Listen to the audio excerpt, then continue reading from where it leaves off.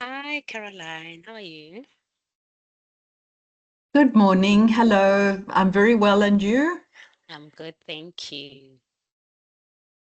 Dear, there only me here today. I think we still have about 10 minutes, so yeah.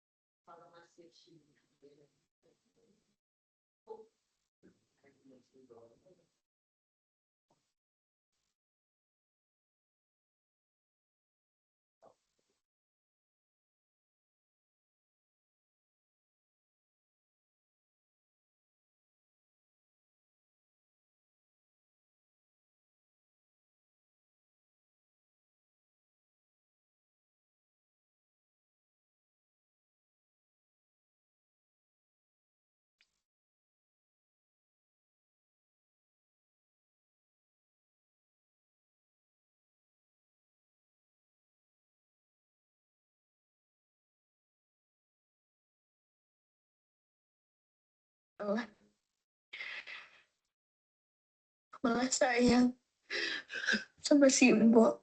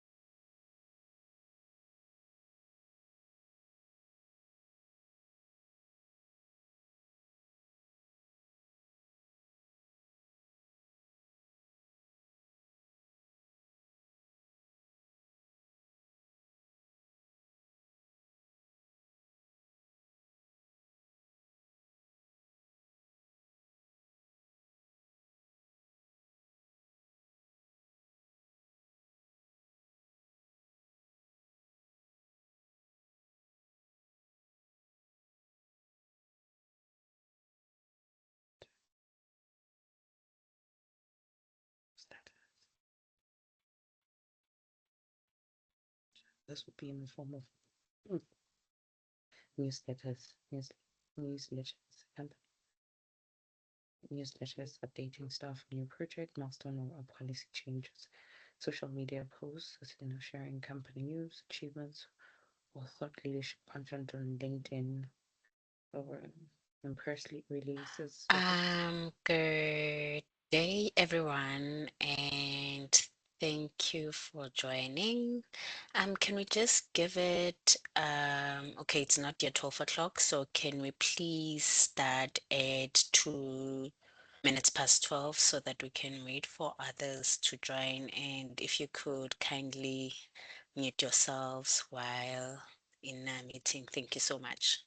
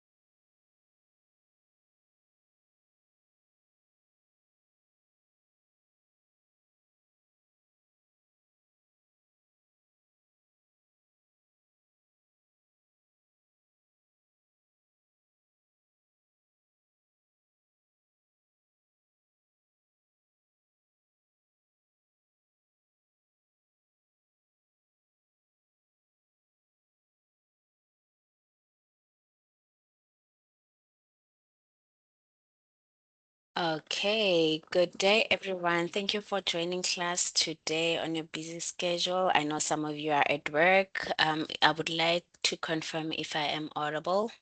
Just a show of hands, a reaction. Thank you so much, Hilda. Thank you so much. Today, before I start our class, which will be covering study unit 1.3, which is corporate communication, it's not a long unit. Hopefully we will finish on time. But before we start, I would like to know if there are any questions regarding your assignment from everyone. And I've been receiving emails to ask about what do we expect from your technical presentation. Okay, for this, you can also look at tutorial letter 301. So for technical presentation, we expect a cover page declaration. It includes the spelling and grammar. It includes a table of contents, in-text referencing, sources consulted, and just a basic layout of your assignment. Then you will receive marks for that. So technical presentation, you don't have to present or make a PowerPoint. A presentation for your assignment. It's the technical aspect that we expect from your assignment. Are there any questions regarding the assignment, or can I continue? And if you have specific questions on the layout of the assignment or any questions. I think during class 2, I have discussed, please listen to it. I have discussed how you should answer the questions. Everything that you need is there. So if there aren't any questions, I can start the class. Please raise your hand and unmute yourself if you have questions.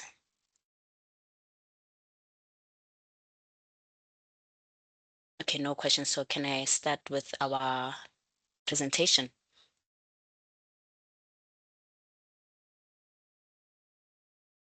Yo, guys. Oh, thank you, Lindelwa. Thank you so much. I'm going to share my presentation. It's a very short one, only with, I think it's 15 slides. Please let me know if you could see my, there we go. Let's see. It's this one, corporate communication. Okay, while I'm presenting, I won't be able to see any hands. If you could let me present, finish the class, then we can ask questions. I'm going to put it in a PowerPoint presentation. There we go. Okay, so today we'll be covering subunit 1.4 corporate communication. And in this study unit, we cover the definition and key concept of corporate communication. We look at the theoretical underpinnings of corporate communication. Someone please mute yourself. Kindly mute yourself, please. Thank you. Then recent perspectives. We look at the paradigmatic shifts in the corporate communication and also practicing corporate communication in the South African context, right? And so my screen is visible, right? Just the hands. I think it is. Thank you so much. Okay, so for corporate communication, defining it is that corporate communication is essential for organizations because it ensures that all messages shared internally and externally are consistent and aligned with the company's value. So, for example, in South Africa, a company like Woolworths uses internal communication channels. Um, Such as staff newsletters and intranet updates. This is also done in UNISA and to keep employees informed about their sustainability and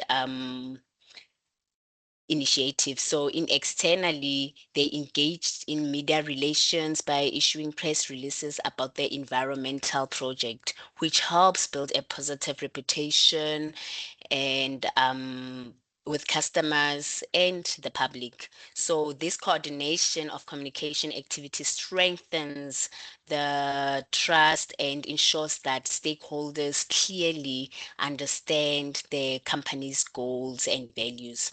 So looking also another example, we can take ESCOM, which is often has to manage the public affairs in the media relations due to its role in providing electricity nationwide. When load shedding occurs, ESCOM communicates with the public. I use load shedding because it's we all experience it here in South Africa, right? So it communicates with the public through press briefings, social media updates, government channels, and also to explain the situation, and it provides schedules. Although sometimes it is criticized, yes, but these efforts highlight the importance of communication, of corporate communication in managing reputations and maintain transparency. So by handling communication effectively, organizations like ESCOM and Woolies demonstrate how corporate communication helps build credibility, manage crisis, and also foster strong relationships with stakeholders in the South African context, right? So we do have some other scholars who define corporate communication, such as FunReal, or which she states that corporate communication is a manageable tool that ensures all internal and external communications is aligned and harmonized as effectively and efficiently as possible. The goal here is to create or build a solid foundation for positive relations with the groups that the organization depends on. Right. So essentially, it involves strategically coordinating all communication efforts to achieve the best possible outcomes for the company's reputation and um, relationships. So another scholar by Cornelissen, which he defines corporate communication as a management function that provides a structured approach and terminology for effectively coordinating all communication channels. The ultimate goal here is to establish and maintain favorable reputations with the groups the organization relies on, which are stakeholders. We look at customers, we look at employees, investors, and also the general public. So, for instance, another example should be like Coca-Cola, which employs corporate communication strategies and how it manage its how it communicates with different groups. This ensures its messages on social media aligns with environmental initiatives to maintain a strong and positive reputation.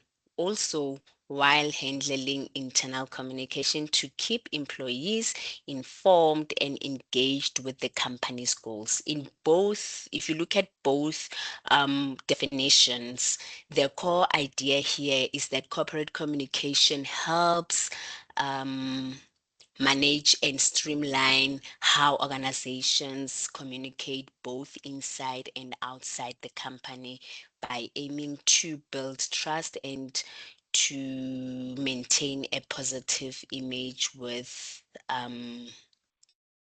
the key groups. So you can see that all these scholars have a similar definition of corporate communication.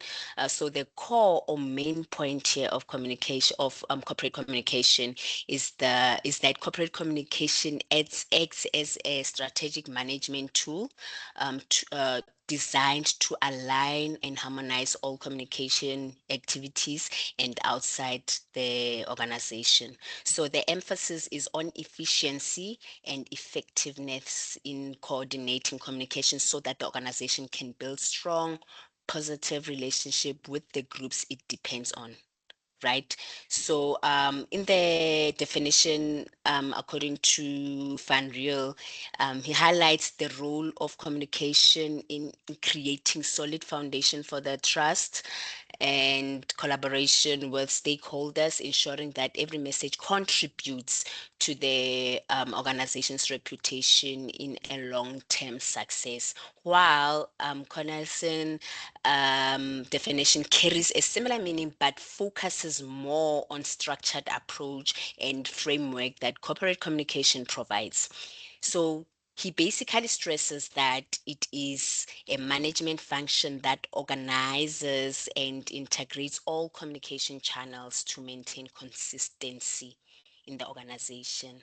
The ultimate purpose is to establish and sustain a favorable reputation with the stakeholders such as employees, customers, and investors. So both definitions converge the idea that corporate communication is just not about sending messages, it's about strategically managing communication to protect and enhance the organization's reputation and stakeholder relations. So I think while I was presenting, you saw how I included my in my presentation there I included the scholars. So also when answering the assignment questions, please try to put it in your own words and in text reference. That is also part of the technical presentation that someone has asked me in an email to say, what do you mean by this? Right? So moving to the driving forces of corporate communication. Are there any questions regarding the definitions? Do you need any clarity? If not, please listen to the recording because I have given, I think, 3 examples of how these definitions are integrated to understanding the definition of corporate communication. Are there any hands? If not, just give a thumbs up that I can continue with the first part. Thank you so much. So moving to the driving forces of corporate communication.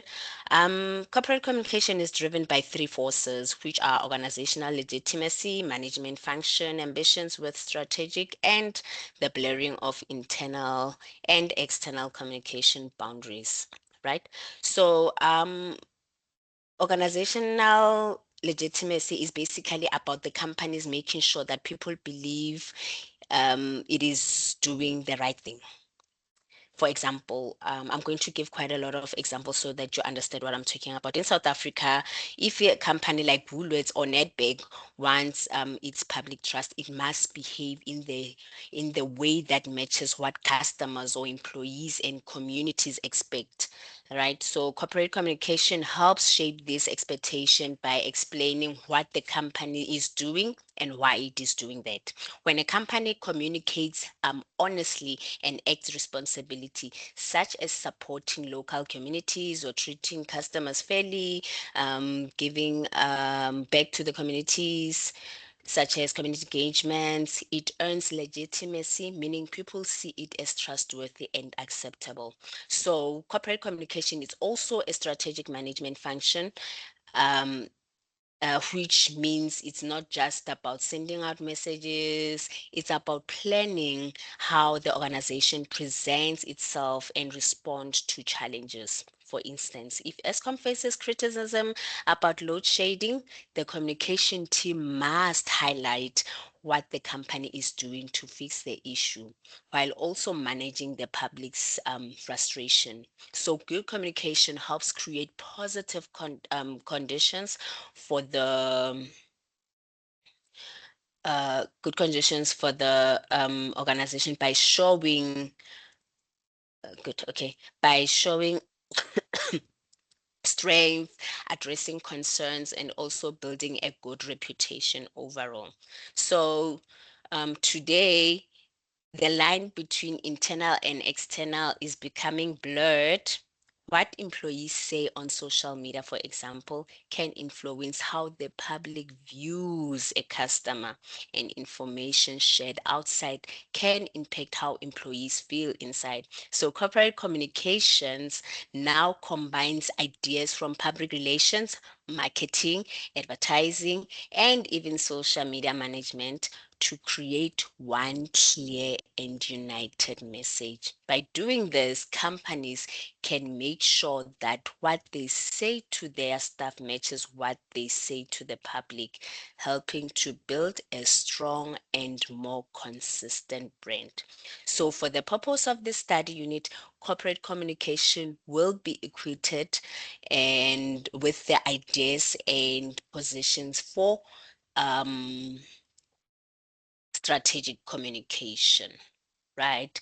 So the other in this subunits, we also look at the characteristics of public relations practitioner, where um, we shared with will be similar for the corporate communication, right? So in study unit 1.3, I posted PowerPoint presentation about about public relations.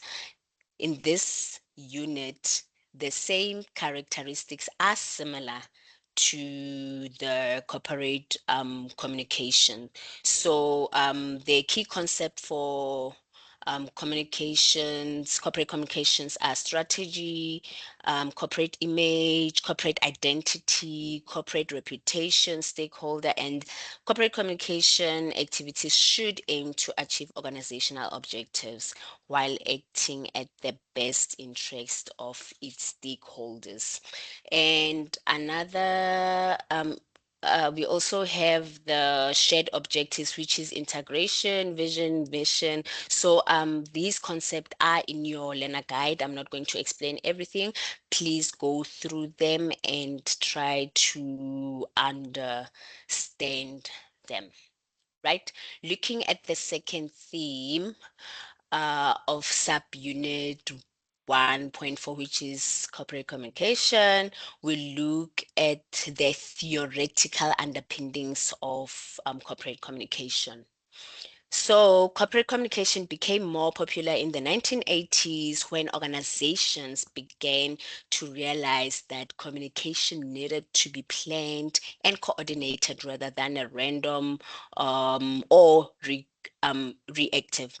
Instead of sending mixed messages through different departments, companies started using a more strategic approach, right? Similar to how public relation works. So a major influence during this time was integrated marketing communication, IMC, which I spoke about in the second class, which is subunit 1.2, which focuses on making sure all communication channels work together.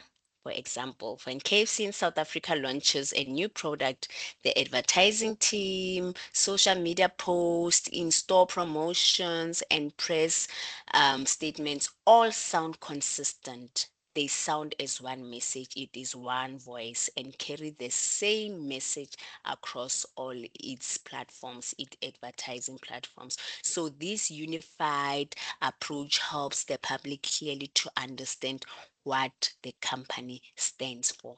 So another foundation of corporate communication is organizational theory and communication, which looks at how communication shapes an organization's works internally and externally. This matters because companies need to understand how information flows between employees, managers, customers, and also the public. For instance, when a company like Transnet is dealing with operational challenges, right? Effective communication helps employees understand changes happening inside the organization, while the public receive a clear and understanding transparent updates about how these challenges are being handled. By understanding these communication dynamics, corporate communication professionals can create strategies that support both internal functions of the organization and also its public image. Any questions so far? Can I continue? Thank you. So, the third theme, second last theme for this study unit, we look at the paradigmatic shifts in the corporate communication landscape, right? It is a shift in corporate communication, which means a big change in how organization thinks about their practices of communication, right? So in the past, companies mostly focused on polishing their public image or dealing with the media only when necessary. But as a society, technology and businesses' needs have changed. Organizations, if you see, have had to shift their approach. Today, communication is more strategic, it's a dialogue and much more interactive. Instead of only sending out one um, statement, companies now listen through social media.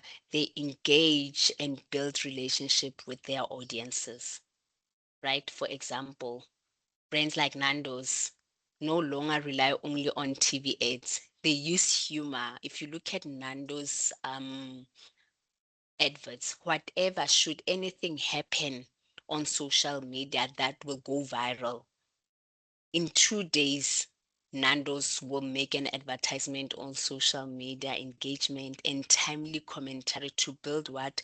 Connection with the public, right? So this shift has also been driven by the rise of digital platforms.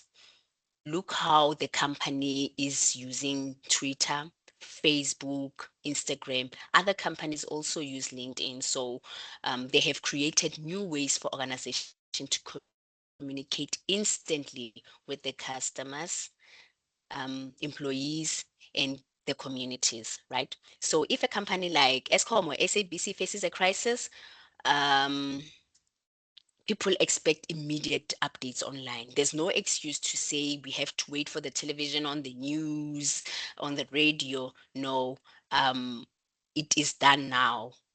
So not just a press conference the next day. Nah. Likewise, companies now use digital platforms for internal communication, such as employee portals or WhatsApp groups. Because of this, corporate communication has evolved one-way messaging to real-time, two-way interaction. It is a dialogue. You get instant replies now. So this modern approach helps organizations respond faster, build trust, and stay connected to the world and customers around them. Any questions on that, or if you would like to add any addition regarding the paradigm shift of communication? If not, I will move to postmodernism and constitutive role of communication, right? So postmodernism in corporate communication encourages us to see communication not just as sending information from one place to another, no, but as a process where people create meaning together. So, in other words, what something means can change depending on culture, context, and also people's experience.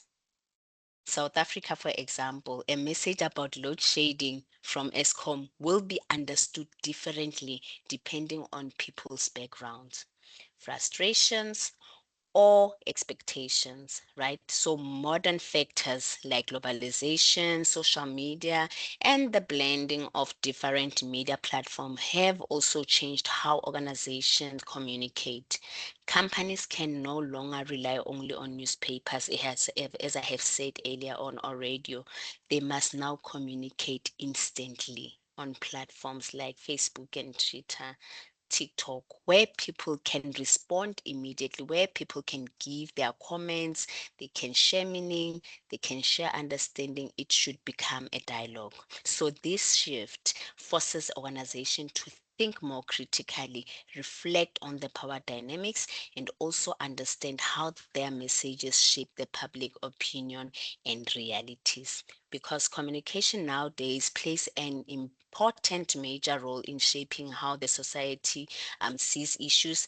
Postmodernism pushes the companies to question old assumptions and adapt a more interactive world.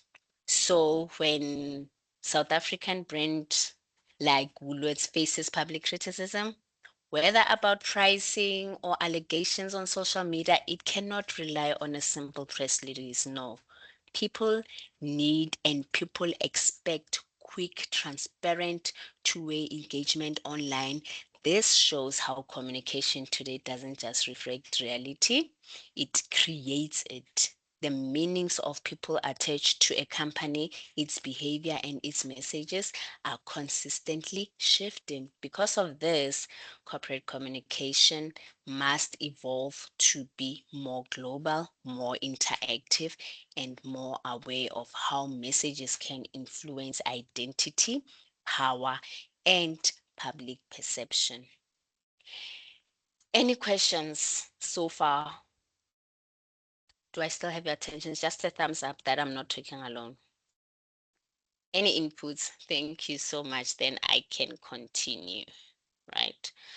So, I'm not gonna go through this, but please go through it. It's the paradigmatic shift in corporate communications, where from divisions to convergence, from top down to bottom up, from monologue to dialogue. Please go through it. And the last theme for today, which is practicing corporate communication in the South African context. So this there is a link for this in your um, learner guide. I know some of the links are not working, but I have checked this one yesterday. It is working. I'm just going to give you an idea of the link, what it talks about. Then, if you watch it and you will understand what I'm about to explain now, you will be able to see how the practicing of corporate communication in the South African context works, or it will enable you to understand more of corporate communication. So, a recent webinar by Fortes Rage showed that shopping centers in South Africa work best when they evolve the community. And while I present this, I think you can also think about any development around your areas that has happened recently, maybe building a mall or building a clinic. Then I want you to engage with me on if you know the developers have engaged with the communities, if they have come to you, spoke about it before the building it or before it was developed. So I would really appreciate that. Right. So because the retail is one of the biggest employees in the country, malls have a big responsibility to work with the local people. Shopping centers like Maponya Mall, please refer to the video that you need to watch on your study guide. In Soweto, or also a gateway in Durban, are just not places to just buy things. They are important to the community space. So the webinar explained that developers should ask for community input early when they plan a mall, for example. This helps make sure that the mall provides what local resident actually needs. It should look at the needs and want of the community, of the people, which build trust and stronger relationships between the mall and the people who will be using it. So to communicate well, shopping centers should actively involve stakeholders such as local councillors. We look at the contractors and the residents from the beginning. You will see that normally when a mall is built, they will ask for CV. The most important thing is that the developers or the shops that will be there, they need to engage with the community. They need to involve the community also by giving employment to the community. So another key idea is that malls should build strong partnership with the municipalities and the community organizations. When the mall and the MOC work closely with this local government, like arranging safety, transport, waste services, they become more useful and reliable to the community. These partnerships make a mall a shared space that benefits both the people and the business inside it. So the organizations should engage with municipalities, for example. Building relationships with local municipalities is essential for effective integration and collaboration, ensuring that the mall support local governance and service delivery. Strengthen partnerships, right? Um, Strengthen public private partnerships, collaborating with local government and also community organization can lead to a more sustainable and beneficial outcome for both what community and the shopping center, right? So um please watch the video on YouTube. It's about e-hailing. An Uber driver was burned and killed by taxi drivers at Maponya Mall in Soweto. When you watch this video, think about what we have discussed, right? The engagement, what the companies or the organization needs to include the community. Think about what we have discussed today in the subunit. You will understand that in corporate communications, especially in the South African context, right, collaboration and community engagement are essential for building a positive reputation and maintaining a good relationship with stakeholders. By ensuring that shopping centers proactively engage with their communities, businesses can foster a goodwill, enhance the brand image, and also contribute to a local development, right?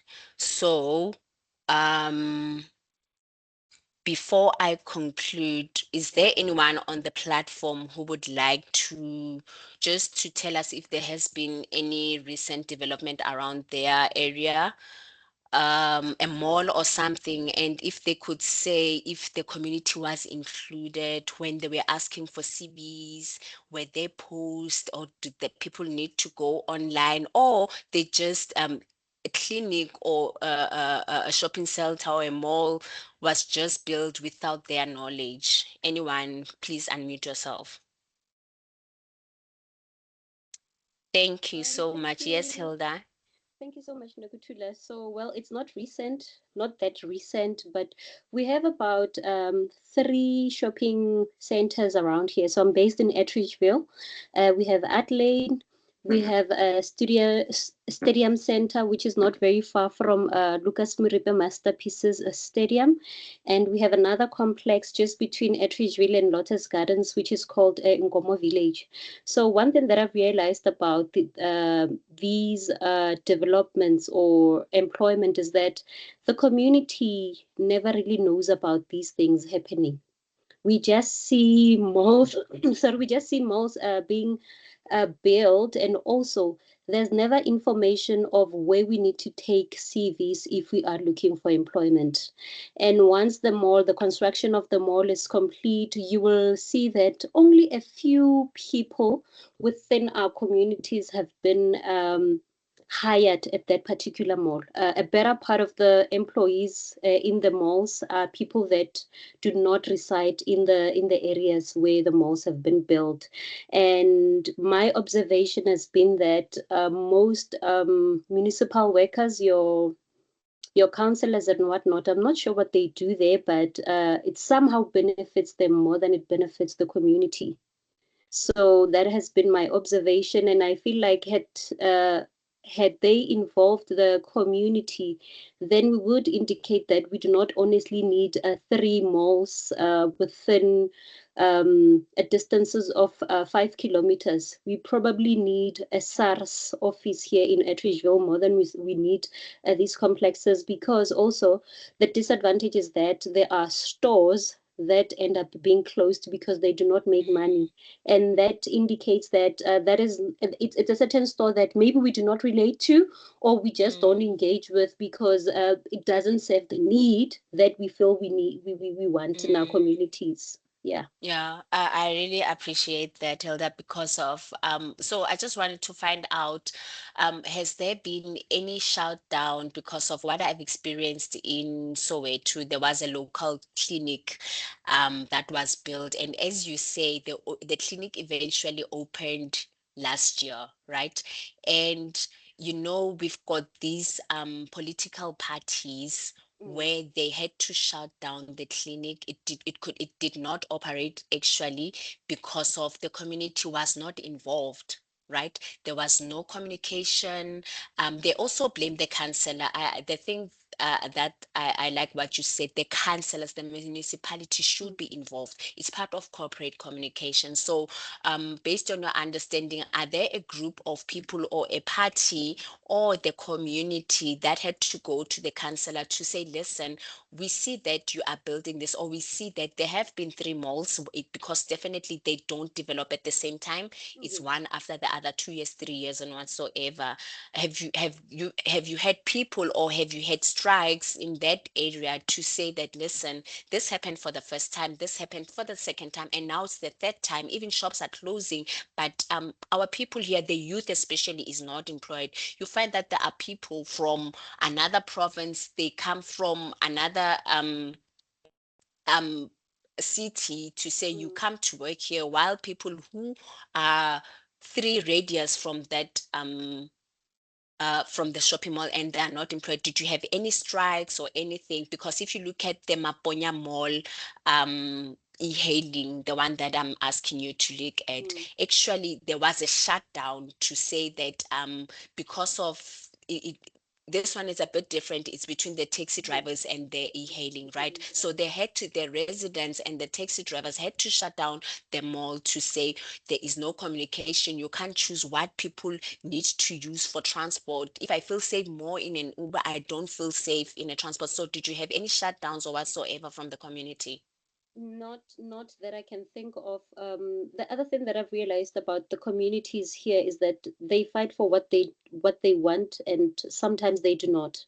So people, I think the community here were like, it doesn't really matter who gets to be hired. They are just looking at the convenience of no longer having to go to town to do certain things, you Mm, know. But as to go maybe to the counselor or anyone in that position mm, to maybe relay their dissatisfactions, and you know, I don't mm. remember, or I've never heard of such an incident where maybe someone had to be accountable for that. Okay, so this shows you guys that as you will be the practitioners, you will be in public relations, you will be some or in the teams, or you will be placed in a position as in the organization where you have to plan this. It is important Mm, to try to engage with the community. If you're given a position, if you're in public relations, community mm, cooperation, collaboration with the mm. community is very important. Is there anyone who would like to take the platform, or I can move to my conclusion? So, guys, what Hilda has just spoken about, please listen to the video and you will also understand that it's not only about the shopping malls. It's also, this includes, if you have listened to my presentation earlier on, it speaks about transport, right? It speaks about a lot of things. So corporate communication is not only malls, it's also transport. It's a wide, diverse topic around organizations, right? If there aren't any, I would like to conclude with this presentation. Can I conclude? Okay, thank you so much. So, in conclusion, corporate communication is not, it's not about dealing with the media or creating a good public image. This case study, it will show you that it is also about working together with different groups of people, employees, customers, community members. It means listening to what people in the community need and finding ways to include those needs in how the business operates. When companies do this, they build trust and create stronger relationships with the people affected by their work. To truly understand corporate communication, it helps to see it as a strategic process. It involves planning carefully, engaging with communities, and making sure their voices influence business decisions, right? So this is especially important in industries like retail, where businesses direct impact people's daily lives. So when companies communicate well and involve the community in their decisions, they not only improve their reputation, but also create a positive and meaningful impact in the area they serve. Thank you so much. This is the end of my presentation, and I'm gonna stop sharing. And um, are there any questions whatsoever that you would like us to talk about? Anything, hands up. If you want clarity on my presentation, please go through that e-hailing. It's a very sad story, but it was on ENCA, right? So it shows how the community is able to voice their opinion, their suggestions in the organization. So it shows that the organization, to keep their brand, their image, they need the community. It's an integration and the message should be unified. Any questions regarding my presentation? And if there are no questions, I'm not gonna waste your data. Next week, this was my last presentation with you guys. Next week, I think Mr. Sigenu will be with you. He's here in the office with me and he's so excited to engage with you guys. So thank you so much for attending this class. If there aren't any questions, I'm going to stop the recording. Then after class, I will definitely. Oh yes, definitely I can share. Oh, let me go to chat. Sorry. If there aren't, yes, I will definitely post my slides. I'm going to post them, my slides, under announcement. Then Dr. Queen will post, I think she uses YouTube. Yeah, Queen uses YouTube for our classes because I guess she said it's more um it doesn't eat too much of your data, unlike when you watch it on Teams, right? So any questions regarding the assignment, guys? I think it's due on the 23rd of March. Are you happy with the assignment questions and you know how to answer them? You did listen to the recording. I'm expecting more than 60% here. Remember, guys, it is very important that on this assignment you pass, right? Because of now, as we did explain earlier on, to say that both assignment 1 and assignment 2 contribute to the for you to write your exam. I think you need to get a minimum of 40, minimum 40% for both assignments. So you need to submit assignment 1 and assignment 2 so that you can get your entry to the exam. So please try to make sure that you pass, and all the best. If there aren't, can we email you if we come across it? Yes, please do email me regarding the question, as long as it's not gonna be about any administration stuff, like I have not received my NSFAS and all that. Unfortunately, some of the questions they are not fast, but if it's any content related or assignment related question, I pledge, please do email us. Then we can assist. And remember also, please CC one of the lecturers so that you get a quick response. If I can't respond, if I'm busy with something, then maybe Mr. Sigeno or Dr. Queen will answer to your questions. If there aren't any questions, thank you so much, guys. I'm going to stop the recording and I will send the video to Dr. Queen, then she will post it on YouTube, probably the latest tomorrow. Thank you so much. Enjoy your week ahead and all the best with your assignment.